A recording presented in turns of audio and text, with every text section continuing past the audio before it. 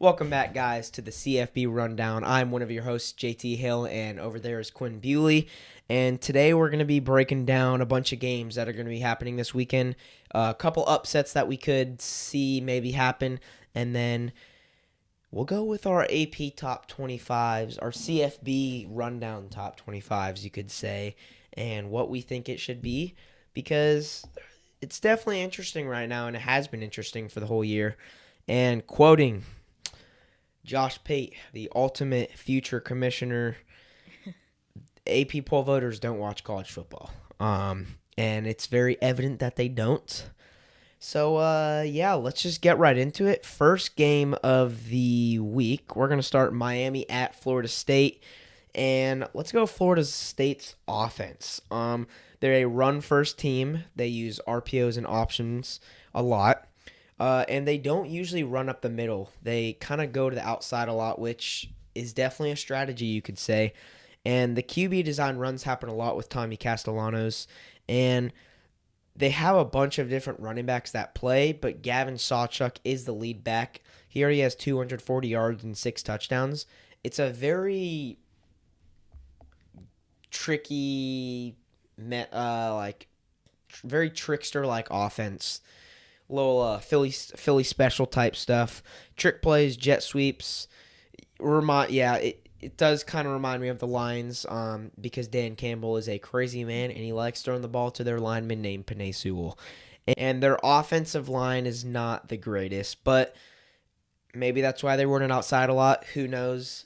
This offense is very tricky though, and it's going to be tough for Miami because this Florida State offense can be very good, and we saw that against Alabama. They were still mildly good against Virginia. They still scored 40 points or whatever they had. And then Miami defense, one of the worst in the country last year in all sorts of statistics. Now they're one of the best this year, 9th best according to Pro Football Focus, and one of the best defensive lines in the country. They absolutely crapped on Florida, USF, and LSU in the trenches. And Ruben Bain Jr. is one of the best defensive linemen in the country. It's a long shot, but he has a chance at Heisman, and he's a projected top 5 pick. And this Miami defense has looked a lot better than it did last year, especially the secondary. And they only returned one starter in that secondary, and Miami went and did what a lot of the teams are starting to do, and they went and used the transfer portal, and they did a great job. I think Miami has a great shot to make it to the CFP and go far in the CFP. And it is only week 6, so let's not get ahead of ourselves because last year they did end up choking against Syracuse, I think, and did not make the CFP. So I don't want to get ahead of ourselves, but this week and right now Miami is looking like one of the best, if not the best team in the country, and their defense is elite. So much better than last year. But Florida State offense, you still got that very trickster-like offense who likes to run a lot of crazy plays and run outside because they don't have a good O-line. Tommy Castellanos is not great at throwing the football recently. I heard a stat somewhere. Heard something about somewhere whenever he throws the ball more, obviously he gets more yards, but he tends to throw a lot more interceptions. So Florida State is going to have to rely on the run game, and it's going to be hard against this Miami team, but you got to stick to the run game if they want to have a shot.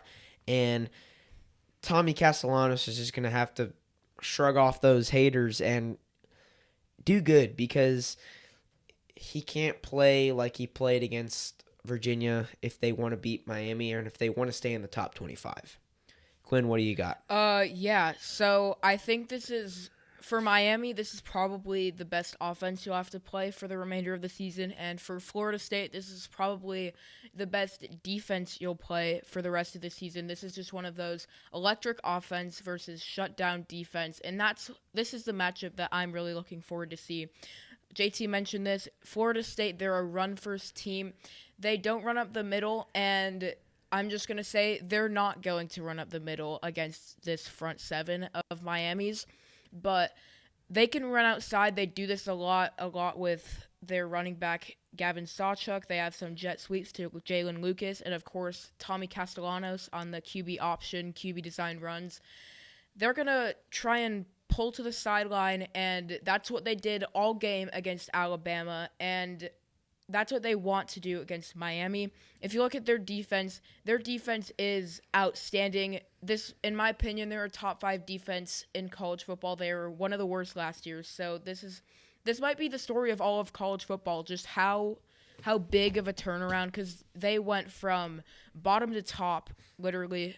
Their defense is really good. It's their pass rush to me. Ruben Bain Jr., he's going to be a top 5 pick. He's a stud. So I'm just going to say Florida State, they're not going to be able to run at the middle. And their offensive line needs to protect Tommy Castellanos at all costs. They're going to get a few sacks, but as long as you don't let Miami's defense dominate you in the trenches, just contain them a little bit. Don't let them dominate you like they did against Florida, USF, and LSU. The one thing, though, for this defensive line, they haven't really played an electric run game. I guess Byron Brown can run a little bit, but they haven't played the combination of quarterback and running back that Florida State does, so they have to contain, make tackles in open space, one-on-one tackles. Just don't let anything go for explosive yards, and that's what Florida State wants to do. On offense, I think your X factor is going to be wide receiver Deuce Robinson. He's one of the most underrated wide receivers in the ACC.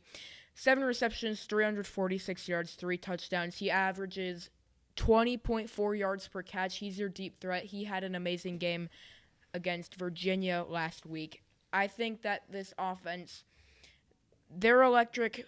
Miami's defense, they're shut down. This is going to be a very interesting matchup.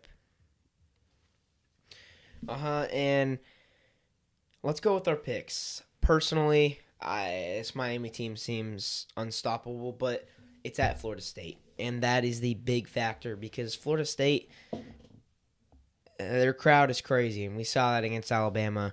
I'm going to be picking Miami 31-24 against Florida State. I think Florida State will make it interesting, but I don't think that they're going to be able to keep it up against this great Miami defense, and I'm going to be picking Florida State. I am going to be picking Miami. I'm going to go with the favorites. Whoa, hold up. Did I just say I'm picking Florida State? I think Sorry. You did. Sorry, I did not mean to interrupt you. You're fine. I'm going to be picking Miami. Okay. So I think I'm also picking Miami. I think it's going to be, if Miami wins, it's going to be a low-scoring game just because of their defense. I think their offense, they're underrated. They're not horrible. They're not elite, but they're going to do good enough to win. Carson Beck, I'm not worried about him at all. Going into a hostile Florida State environment, he's done this all of his career in the SEC. He will stay composure. He has Malachi Toney and CJ Daniels to throw the ball to. They're outstanding players. I'm going to pick Miami. I think it's going to be kind of like that Penn State-Oregon game last week where the defenses are dominating, but I feel like Miami's going to control this one most of the way through. I have them winning this 28-17. Yeah, that's a big pick. Winning by 11. So, yeah, you have Miami pretty much dominating. I mean, it's close, but it's not. It's a 2-score game. Yeah. And I like that pick. I think that they just match up well. I think that their defense is going to be able to contain Florida State's offense, even though Florida State's still a good team, but I just think that Miami matches up well. I think the offense should have a good time against not the greatest defense for Florida State, and ultimately that's why I think Miami will win this one kind of dominantly. Yeah. Vanderbilt, their offense is very gimmicky, and last year they were only gimmicks: trick plays, motions, weird formations, option plays, RPOs, and play action passes. And they can still do this, but they can get under center, drop back, and throw the ball like any normal team. They're a run-first team, and that's just who they are. Diego Pavia is a great QB, and he has 1,200 yards, which is 19th in the country, 13 touchdowns and 3 picks, 300 yards and 2 rushing touchdowns. So all around, he is just getting it done. Their running back, Cedric Alexander, has 250 yards and 4 touchdowns, absolutely popping off. Actually, I would not say popping off. Sorry, I forgot it. They've played four. They've played 4 or 5 games. I think they've played 4. So for being a run first team, they're not amazing at running, but they do have multiple running backs, and their QB does like to run the ball. Their tight end Eli Stowers has 300 yards and 2 touchdowns. This team is gonna have to play phenomenal if they want to beat Alabama because they're at Alabama. Alabama's ranked higher than them, but they have College Game Day at that game. Out Vanderbilt's ranked, and there's actually attention at this game, and that's gonna be it's gonna be very different because last time Vanderbilt played Alabama, there was no attention to that game. Do I think that Vanderbilt can get this win? Yes. Is it going to be tough? Yes. I think this game is really going to be close, whether it's a 7-7 game in the fourth quarter or it's a 41-41 game in the fourth quarter. It's going to be neck and neck the entire game. I don't see a team pulling away. And if there was a team to pull away, I think it would be Alabama. I don't see this Vanderbilt team pulling away. Do I think Alabama is going to win? No, and we'll get into that later. But do I think that if there was a team to pull away, it would be Alabama. So it's kind of like I don't think Alabama's going to win, but if there were to be a team, no matter who I think is going to win to pull away, I think Alabama has that edge, and we've seen it against Wisconsin, and really only Wisconsin because the Georgia game was close. But I think this Alabama team can really get a big win if they really do what they can do at the top level, but this Vanderbilt offense is just, no matter what their stats are, I think they can get this win, and it's just a feeling. You just have that feeling, and it's like, yeah, I feel really good about that pick. Alabama's defense, their pass rush is not great. 6th worst in Power 4. And that's why I think Vanderbilt has a very good chance. Not because their offense is top of the notch, but because they're Alabama's defense. And all you need to do if you're Vanderbilt is just not be the worst. And right now, Alabama's defense is the worst, and Vanderbilt's offense is not. And that's going to be the edge. Justin Jefferson and Dante Lawson are the best players on the defense, but their linebackers did not play well the last game against Vanderbilt, and they're very gimmicky offense, which a lot of RPOs, a lot of runs, a lot of just crazy stuff. And I think Alabama might be able to contain that, so Vanderbilt is going to have to do a little bit of out of the element. But because their pass rush is just not great, I think that they'll still be able to run the ball well. I think Diego Pavia and the pass offense is going to have to step up in this game more than they have to. But I think Alabama's pass rush is not going to be happy with how they've played, and I think they will step it up. I still think that Vanderbilt can do what they have done all season, and I think that they're going to get this win, and I'll go into that after Quinn talks about Bama offense and Vanderbilt defense. Yeah, I just want to quickly touch on what JT said. Last year, they basically only ran trick plays and just random motions, weird formations, and option plays, RPO, play actions, whatever you want to call it. And then if you get to 3rd and 8, 3rd and 9, you're like, wow, Vanderbilt either has to do something really creative or just hope for a miracle, because they're not gonna get this first down by just traditional drop back pass. And that's what changed. They can get under center and drop back with Diego Pavia and pass the ball normally. Like, they haven't been able to do this last year, and I think that's the biggest improvement. I think Diego Pavia is an excellent quarterback, but on the other side of the ball, Ty Simpson is 2nd in Heisman odds, just behind Dante Moore from Oregon. He's one of the best quarterbacks when he's not under pressure. He is the 6th best quarterback according to PFF with a clean pocket. Last week, he was only pressured 5 times of his 40 dropbacks, and he was elite. He looked like one of the best quarterbacks in the country. Their offensive line has been very good in pass protection. Caden Proctor, while everyone wants to talk about that catch he had, which I hope there's more of, he's a great offensive lineman, great player to protect Ty Simpson. Their running game still hasn't been there. Getting Jam Miller back, he didn't play super tremendously well, but Alabama still got out a win. Ty Simpson is effective in the running game, but they like to pass the ball. Of course, they have Jeremy Bernard and Ryan Williams, who, you know who they are. They're great receivers. Vanderbilt's defense, however, this is much improved from last year. They have, according to PFF, they have the 12th best pass rush, 19th best pressure rate. They have a 37.6 pressure rate, and 13th in coverage. Their defense is good. They're not going to shut down Alabama's offense, but I think they can limit them a little bit. But I just think Ty Simpson, he's going to have another elite game. This might be the best pass rush he's seen so far. And I think this Alabama offensive line is going to have their handful, but I feel like that this is going to be a pretty even matchup, a good offense against a good defense. So ultimately, JT, who do you have winning this one? I'm going to be taking Vanderbilt to win 38-34, a very narrow win. And like I said, being a very tight game all throughout.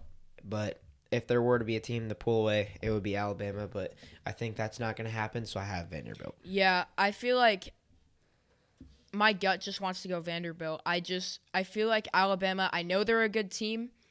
I just feel like Vanderbilt's going to win this game, and ultimately I think it's going to come down to whoever the best quarterback is. I think that might be Diego Pavia. I think this is going to be another high-scoring game. I have Vanderbilt winning this 41-38. Okay, so next game we're going to be doing is kind of a little bit of an underrated one. It's going to be Mississippi State at Texas A&M. And Mississippi State's offense we're only going to talk about both their offenses. We're just kind of running out of time. It is 10 p.m. where I live, and we ain't pros at this yet. This ain't our job, so we're just going to go offenses. I want to go Mississippi State. Quinn's a Tamu fan, and I love this Mississippi State team.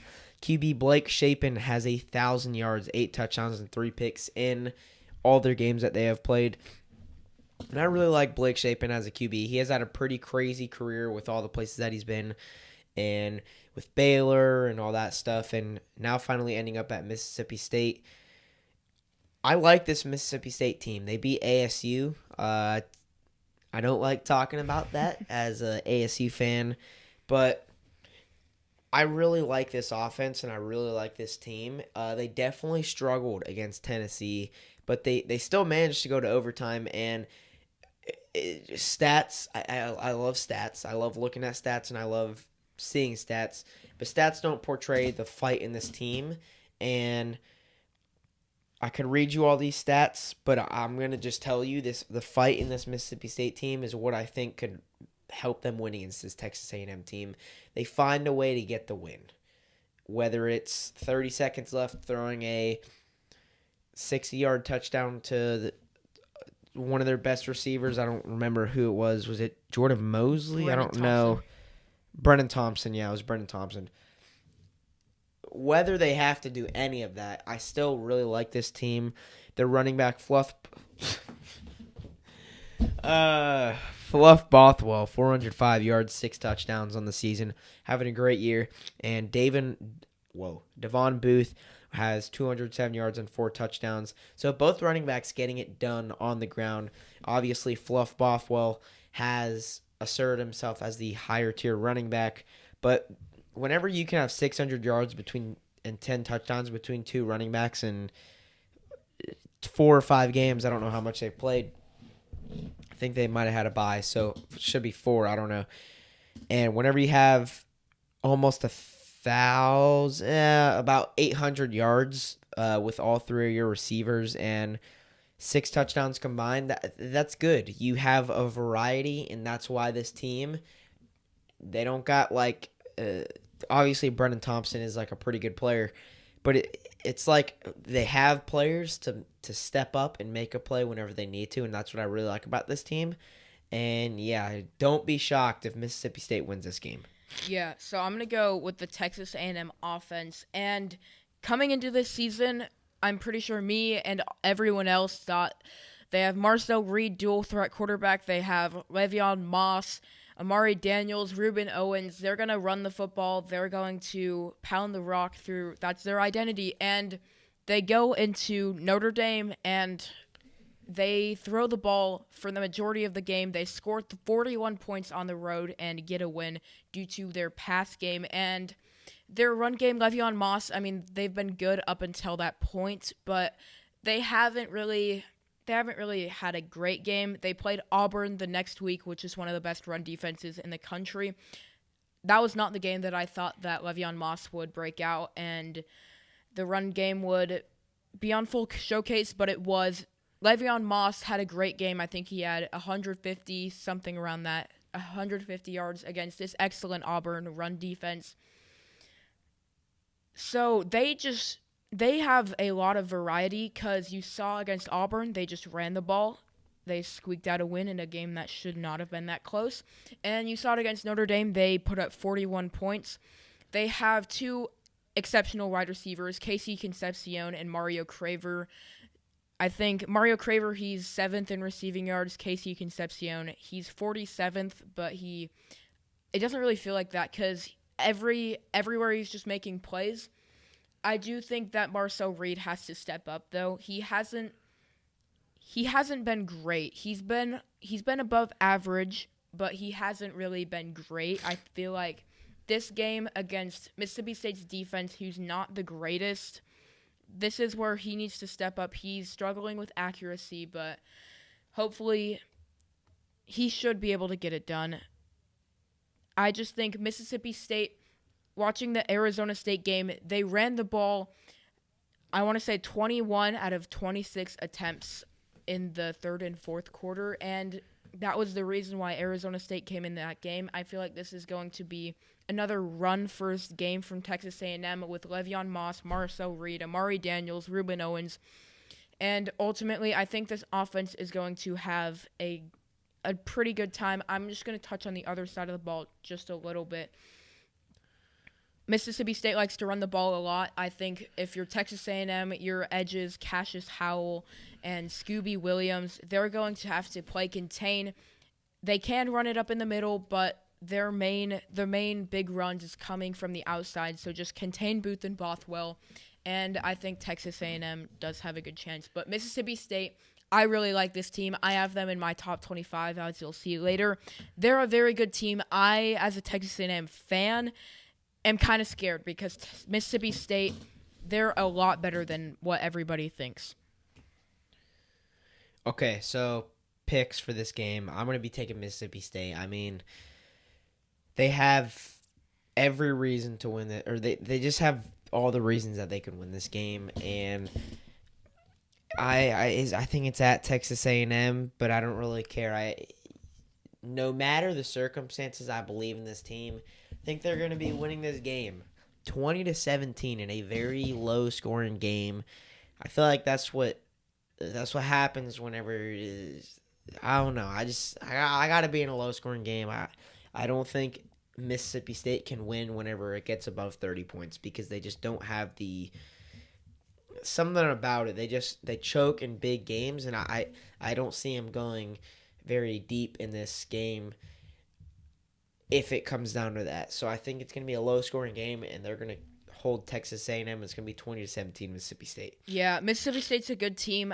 I have Texas A&M winning just because it is at Texas A&M. Mississippi State, they have one of the most annoying environments that I've ever been a part of. I went to their game against Arizona State. As an Arizona State fan, I can't tell you enough how annoying that crowd is, but Texas A&M does play at home. They have one of the biggest stadiums, one of the most hostile environments in college football. I think that alone should help Texas A&M. I have them winning 31-28, but don't be surprised if Mississippi State wins this one. So, real quick, y'all are, if you guys have never watched our first episode, you guys are probably like, wait, this kid's wearing a Maryland jersey. He's saying he's an ASU fan. Oh, this kid's saying he's a Texas A&M fan, but then he's an ASU fan. We explained all of that in our first video, so while you guys are all confused, go watch our first video. I ain't explaining it again. Let's go with upset alert picks. Now, we're not going to make these predictions. We're just going to give you guys I mean, we might go predictions. We'll play it by ear. We're just gonna give you guys games that we think could be an upset. We're not saying it will. We're not saying it's definitely gonna happen.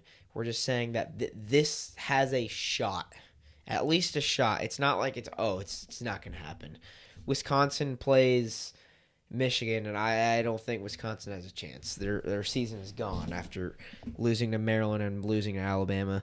So that was one of the ones that I was like, could it be? I don't think that's like one of those ones where I'm like, no.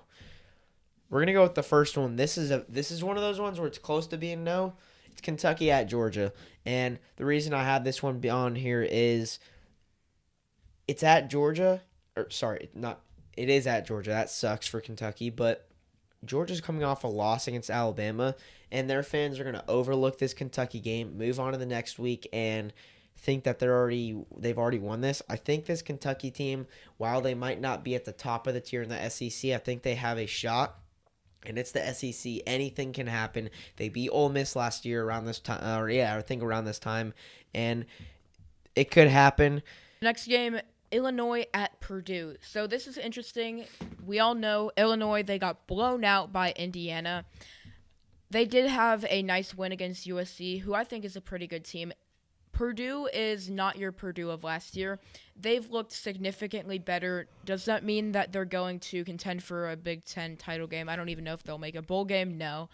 But Purdue, don't be too surprised. The line is only Illinois 9.5, which it's still kind of a lot, but for what Purdue has been these past few years, that's definitely an upgrade. I think Purdue, they have a pretty good team, but Illinois, I like Luke Altmaier still. I still trust Brett Bielema just a little bit more than I do Purdue. So I think Illinois, I think they have this one. Okay, so then the next one is Florida at Texas. The line is minus 4.5 in Texas's favor. I don't know how to feel about this one because it's going to be it's Florida. It's Texas at Florida. I kind of messed that part up. But Texas at Florida, if it was at Texas, that would be a whole different story. But it's at Florida, and Florida fans have stuff to be mad about because their start to the season has been horrendous. They're 1-3. Billy Napier is on the hot seat, kind of like he always has been ever since he got hired, because that's what Florida fans like to do. The minute they get hired, they're like, oh, no, this guy needs to be fired. Hired, then fired. That's how it goes at Florida. And I really like this in Florida's favor because it is at Florida. Texas could go 0-12 in the SEC, 0-8 in the SEC. Have they played an SEC team? No, they haven't. I don't think so. No. That's how much I don't believe in Texas. They could go 0-8 in the SEC, and you'll see that later on in the video as we go through our top 25. I don't trust in Texas, and I trust Florida more. I trust DJ Lagway more because he has another year of experience. Well, Arch Manning, I guess, has experience as a starter. I would say DJ Lagway has more. So that's why I'm going to be picking Florida in this game. Upsetting Texas, upset. The line is minus 4.5. So it's not a big upset, but we're still counting it as one, especially since Texas is ranked. Holy moly. How is Texas ranked that high? Like, genuinely, Quinn, what do you know on the top of your tongue what Texas is ranked? Because I'm going to have you guess. I feel like they're ranked 9th. I'm pretty confident they're ninth. Florida isn't ranked, so this would be considered an upset, a major upset, but the lines don't say so, and we agree with them. I have Florida winning this game. Quinn's going to go on this one, too. Yeah. Texas and Florida, they have similar struggles, as in their offense has not looked very good, except their defense. Florida's defense especially, I think they have a top 10 defense in the country. It's a shame that their offense just can't help out the defense, because Florida, they had all the chances in the world against LSU. DJ Lagway threw 5 interceptions, and they were still in that game. I heard this from a person that we've talked about a lot on the channel, Josh Pate. What if Texas had Florida's schedule? I don't think they beat Miami. I don't think they beat LSU. They might not even beat USF. And we don't know about them because they haven't looked good. They they were kind of in it against Ohio State, but it was really, if you watch the game, Ohio State, they controlled that one. They haven't looked that good. They beat Sam Houston and San Jose State pretty bad. Fine. They struggled against UTEP. It's just Arch Manning, something about him is off. Like DJ Lagway, his struggles is that he just struggles reading a defense. The concern, Arch Manning, just the way he throws the football, his mechanics are off, and that's very concerning. Florida, DJ Lagway doesn't struggle with mechanics. He has a great arm, but he just can't really read a defense all too well because he's a young quarterback, true sophomore. These are two very similar teams. I don't have Texas in my top 25. Say this was Kentucky or Maryland or Northwestern who had the exact same resume, they would not be anywhere near the top 25. I'm still going to go Texas. I think they just have a little bit more talent, and I trust Steve Sarkisian and this coaching staff a lot more than I do Billy Napier in Florida. Okay, so this next game is going to be Boise State at Notre Dame, and I just put this on because Notre Dame has been a little bit shaky. I really like them after that bounce-back win. Just overall, just completely changing the course after smoking Arkansas. But I still wanted to put this one on. Notre Dame minus 20.5 on the line. I'm going to pick Notre Dame, but don't be shocked if Boise State covers. I don't do betting. So don't be shocked if Boise Don't be shocked if Boise State, I don't know how to say it. I think it might be covers. They don't lose. Yeah, they don't lose by 20 or more. I think they lose by less than that. Yeah, so the next game we're going to go is Texas Tech at Houston. This is a big one in the Big 12. Two undefeated teams. Houston just narrowly beat a bad Oregon State team.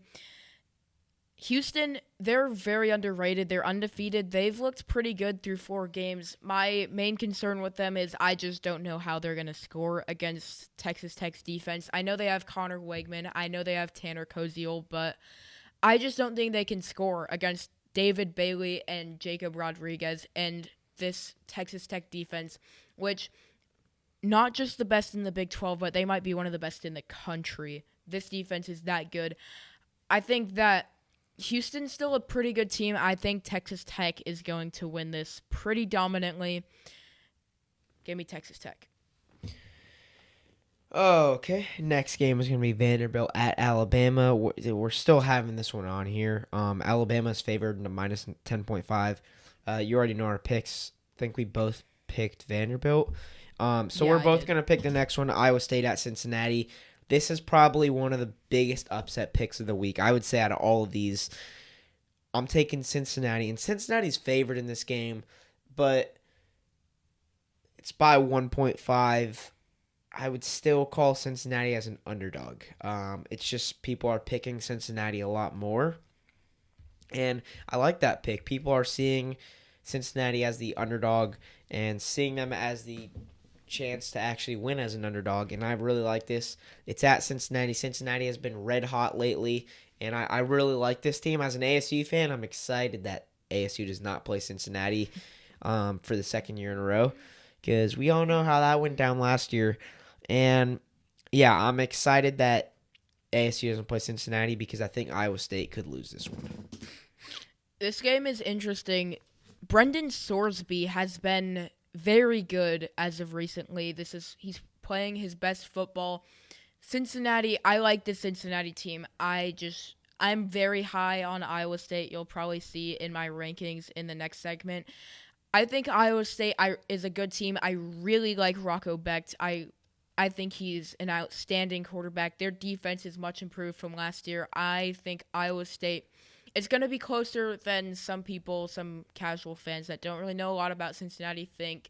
Cincinnati's going to give them a test. This might be the best team that they've faced all year. Kansas State isn't that good. Iowa, they're good, but Cincinnati could be better than them. This is going to be a test for Iowa State, but ultimately I think they're going to pass and win this game.